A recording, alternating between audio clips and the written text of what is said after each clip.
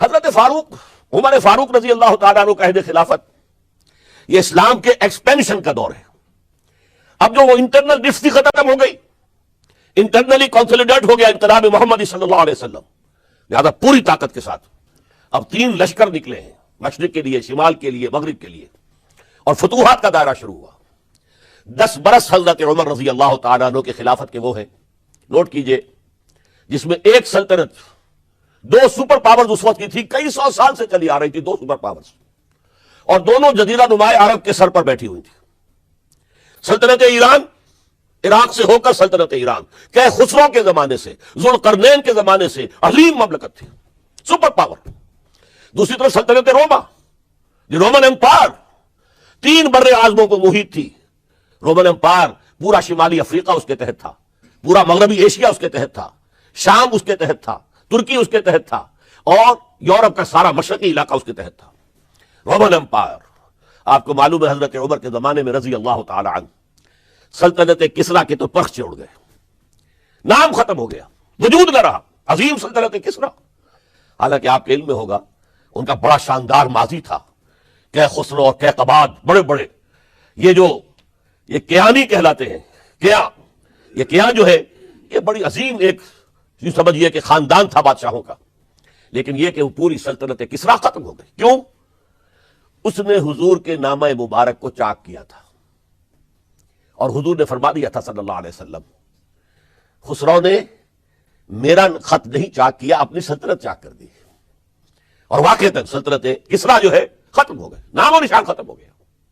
دوسری طرف سلطنت روما تھی، عیسائیوں کے ساتھ، چونکہ وہ تھی کرسچین، عیسائیوں کے ساتھ حضور کے زمانے میں کوئی براہ راست تصادم نہیں ہوا تھا، سارا تصادم ہوا تھا یا مشرکین عرب سے اور یا یہودیوں سے۔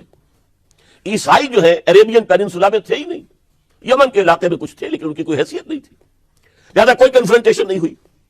دوسرے عیسائیوں میں ابھی اہل علم موجود تھے، جیسے آپ کو معلوم ہے نجاشی بادشاہ کیسے ایمان لے آئے، اس نے حضرت عیسیٰ کے بارے میں پوچھا، حضرت جعفر طیار رضی اللہ تعالیٰ عنہ نے سورہ مریم کی آیات پڑھ کر سنائی، اور اس نے کہا بعین ہی جو ان آیات میں تم نے پڑھا ہے، عیسیٰ کی حقیقت اس سے 3 کے برابر بھی زیادہ نہیں ہے۔ اسی طرح ہرقل نے، جب اس کو حضور کا نامہ مبارک پہنچا، اس نے جو بھی پیغامبر آئے تھے ایلچی، ان کا اکرام کیا، احترام کیا۔ وہ عالم تھا، جان گیا کہ یہ نبی آخر الزمان ہے، چاہتا تھا کہ میں ایمان لے آؤں بشرطے کہ میرے سارے درباری سپہ سالار بھی ایمان لے آئیں۔ جیسے کہ سن 300 عیسوی میں پوری رومن امپائر نے عیسائیت اختیار کی تھی، اس سے پہلے وہ بت پرست تھے۔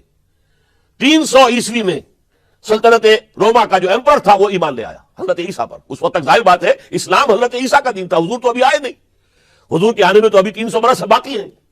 وہ عیسائی ہو گیا، پوری مملکت عیسائی ہو گئی، تو وہ نظام جو تھا حکومت کا برقرار رہا، انٹیکٹ رہا۔ ہرقل یہ چاہتا تھا کہ اسی طرح میری پوری سلطنت ایمان لے آئے تو میری حکومت برقرار رہے، لیکن یہ کہ اس کے جو درباری تھے اور اس کے بڑے بڑے جو سپہ سالار اور جرنیل تھے انہوں نے ریجیکٹ کر دیا، اور یہ بادشاہت کی بیڑی اس کے پاؤں میں پڑی رہ گئی۔ ایمان تو نہیں لایا لیکن پہچان گیا تھا حضور کو صلی اللہ علیہ وسلم۔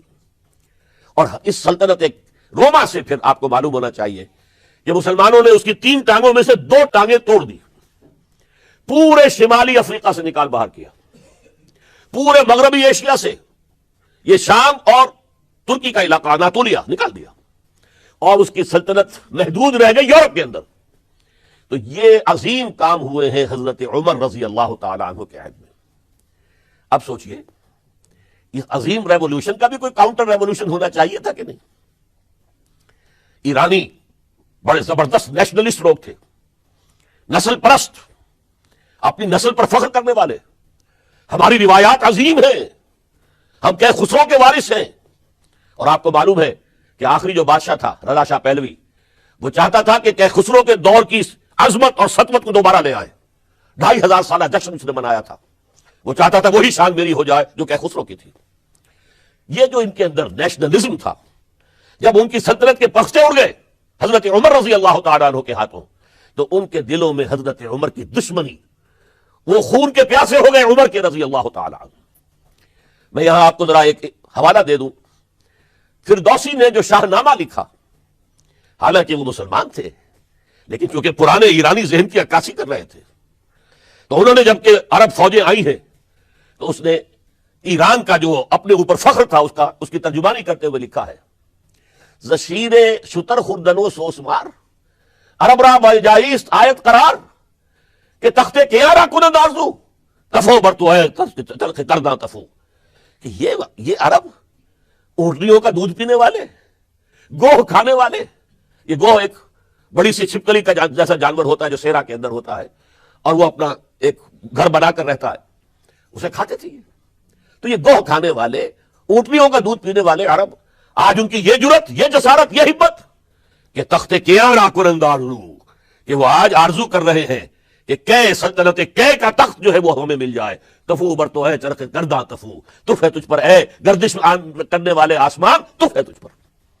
لہذا اب کاؤنٹر ریولیوشنری موومنٹس آئی ہے، حضرت عمر کی شہادت اس کا نتیجہ ہے. ہرمزان ایک جرنیل تھا، اور اس کے جنگی جرائم اتنے شدید تھے ایرانی کے کہ واجب القتل تھا. وہ گرفتار ہو کر حضرت عمر کے سامنے پیش کیا گیا. حضرت عمر نے فرمایا یہ واجب القتل ہے، اس کی گردن اڑا دی جائے.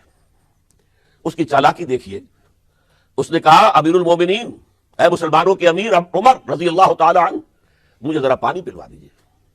حضرت عمر نے فرمایا پانی لا دو. ایک کٹورے میں پانی دے دیا گیا. پھر کہا دیکھیے امیر المومنین، مجھے ضمانت دیجیے کہ جب تک میں یہ پانی پی نہ لوں مجھے قتل نہیں کریں گے. فرمایا ہاں ہاں تم پانی پی لو، جب تک یہ پانی تم نہیں پیو گے ہم قتل نہیں کریں گے. اس نے وہ کٹورا پھینک دیا.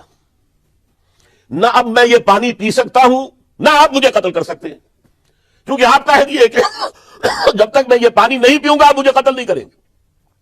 اس ہیلے سے جان بچا گیا.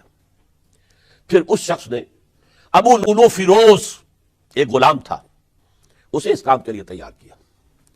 حضرت مغیرہ ابن شعبہ کا غلام تھا وہ، اور حضرت مغیرہ نے اس سے روزانہ کی ایک اجرت کہ تم کام کرو، مجھے صرف 7 آنے روزانہ دے دیا کرو.